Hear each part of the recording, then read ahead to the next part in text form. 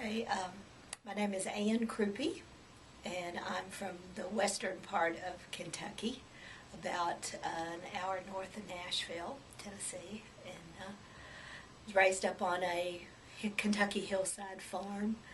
And about 25 years ago, I found out that I had Fuchs dystrophy, and that I also had MAP fingerprint dystrophy.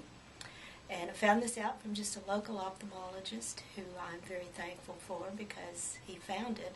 And as I said, it was about 25 years ago. And, I'm 68 now.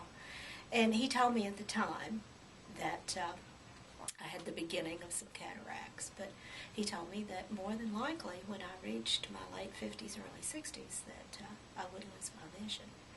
So I like anybody else, just went into complete denial and thought, well, that'll never happen to me. And so I went ahead living my life. I did share it with my family, and I did pray about it. And for several years, really didn't notice the deterioration, I think, of my sight. Continued to drive, continued to work part-time. Was raising 2 children, and going to 2 different colleges at the time, on the road a lot, my husband and I traveling. And finally, about probably 3 to 4 years ago, there was a real downturn. But before that, when I had gone back a few times to my local ophthalmologist and would ask, could he change my glasses, could he do anything? And then he began to tell me that I also had cataracts. And he said I would not take those cataracts off because that would decrease so many cells that I was already losing from the Fuchs dystrophy, from my cornea. So I took his advice, and I didn't do anything about it. And I did, when I began to feel like that my vision was deteriorating, I went to a cornea specialist in Louisville on the advice of a friend, and she told me the same thing. She said that medical technology was improving so much that if I wanted to wait, they could do the cornea transplants, but that would have been a full cornea transplant, and that I would have to have it done later because I was younger. It wouldn't last, maybe. And, she talked not positive about it, but that they would do it, but I wasn't comfortable with what they were telling me, and I thought, well, I'm just going to wait. And so I began to read. I'm a big reader, and so I began to read a few things. I went to the library and read a little bit on it. Finally, when, the internet became so much more informative, and I began to get on the internet a lot. Of course, I looked up Fuchs dystrophy, and I looked up MAP fingerprint dystrophy, and I found that research was being done. And so I waited, and I prayed. And I had friends pray. And I really do feel like that, it was just God's grace that I was able to continue driving, to continue my part-time job. And I'm a counselor in a pregnancy care center. And, I didn't have to see a lot. It was not very technical, what I do. And so I was able to just be able to not do anything for a while, but yet knowing that it was like a burden on me. I knew that eventually I would have to do something, but I didn't want to do it.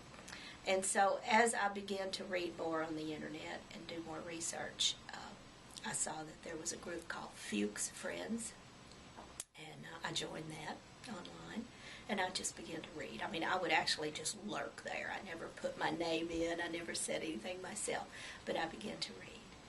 And Dr. Price's name came up so much. And I saw that he was in Indianapolis. I went on his website, and I read about the Cornea Research Foundation. And so I was really ready to do something, but still not sure. I was fearful. And all of a sudden, just a couple of years, my vision just really took a dive. And I wasn't comfortable driving anymore. And my family had lovingly began to tell me that, Mom, you're not seeing very well. And I know I had told you before, when I had talked about this, I had said about my grandchildren would hold onto my hand sometimes when we were walking down the sidewalk or we were going downstairs. and, you know, they would notice that I didn't see as well. I ran into doors occasionally. I know one time we were in a large department store with an escalator and rode the escalator fine up, you know, could see. And then when we started down, I wouldn't dare step on that. I mean, it was flat, you know, and that's when I began to realize, you know, you got to do something. Yeah. So I made the appointment with Dr. Price and came here, and just could not believe that there was help, there was hope, and saw Dr. Price, saw all the texts, and everybody was so kind, so helpful, answered my questions, and I was prepared for that, for having researched quite a bit and understanding what the research had done now, and that there was hope. And I knew that I did have 3 different things, and you know, a few years ago I probably would have had at least 2 surgeries, maybe even 3, to take care of all the different things to get my vision where it is now. And I knew that they could do it in one with the DMEK. And so as I began to read about the DMEK, that's what I wanted to know, if I was a candidate for that. And Dr. Price told me that I was.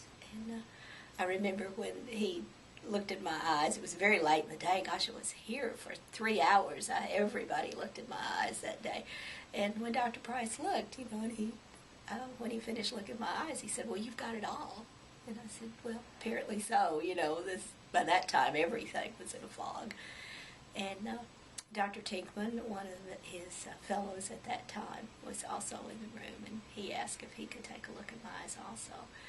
And it was so encouraging, because after he looked, he reached over and he just kind of patted me on the knee, and he said, "You're going to be so glad you came here." And I have been. It has been a much pleasanter experience than I ever thought. And I was frightened. You know, I, thank God, again, am so healthy. Never had surgery, had 2 children, and never been in the hospital in probably 20 years. So I went into this very fearful over how this was all going to work and how I was going to feel. And, you know, we were going to a city that we were going to stay in a motel. I wasn't going to have very few people around me. And I purposefully did not want my kids to come, because I said, no, I don't want kids and grandkids all around me. I just want to be quiet and really be able to rest.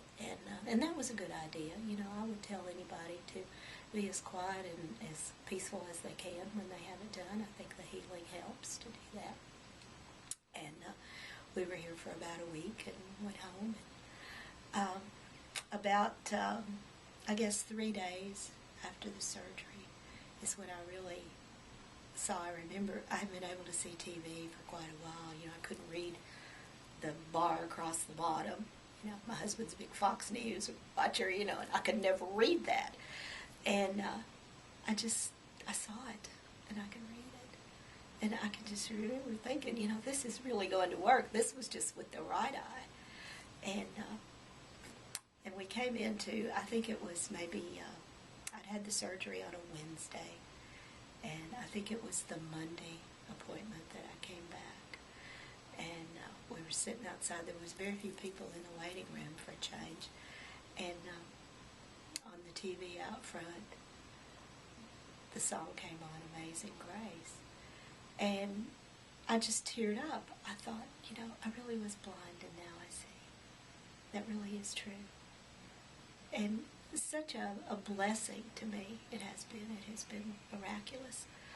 Because to explain what it looks like with Fuchs, and I don't know how much of the MAP dystrophy, how much that had to do with it, but with the Fuchs, my daughter's an art historian, and we love art.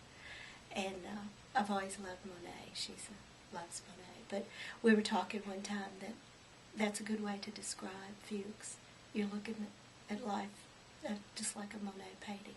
Everything's a bit out of focus, a bit blurred. The colors are muted. It's not that it's not beautiful anymore, that the world is not a beautiful place, you can see, but it's just a bit out of focus. And I was talking to my daughter about it one time when I was explaining it to her like that, and she laughed and she said, well, you know, Monet eventually went blind.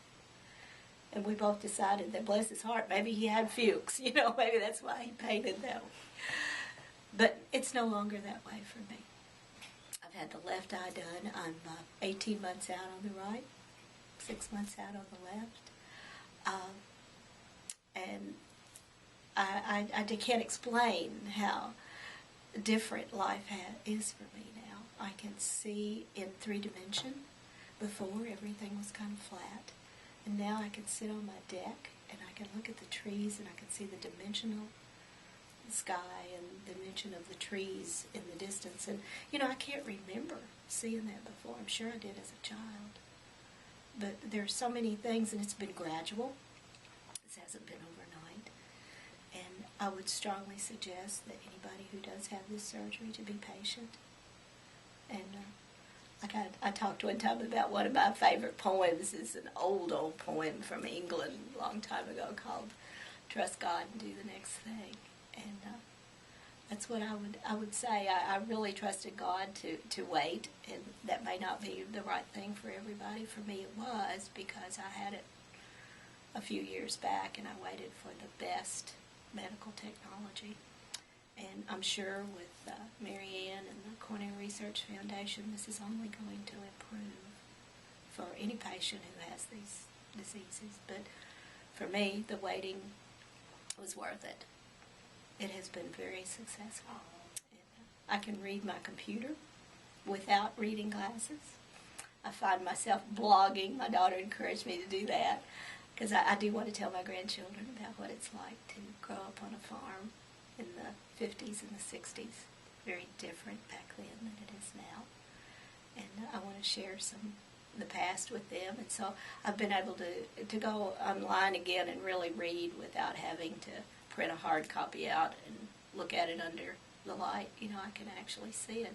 And I have no corrective lens now. I think that I may need this. I think I still have a little astigmatism, but it's so much better than I even thought that it would be. And I'm thankful. I'm thankful to the Lord. I'm thankful to my family for being patient with me. And I'm thankful for Price Vision, because Dr. Price and his research and Mary Ann and hers and all the caring staff here have encouraged me, and to even give me the opportunity to be able to share this with other people. To me, that's a blessing, because I think people do need to understand that there is help and there is hope, and that your vision is so important. And why live in a Monet painting when you can see what the old masters painted with their very sharp colors? So go for it if you're thinking about it. And I would highly recommend the DMEK. I would highly recommend Price Vision.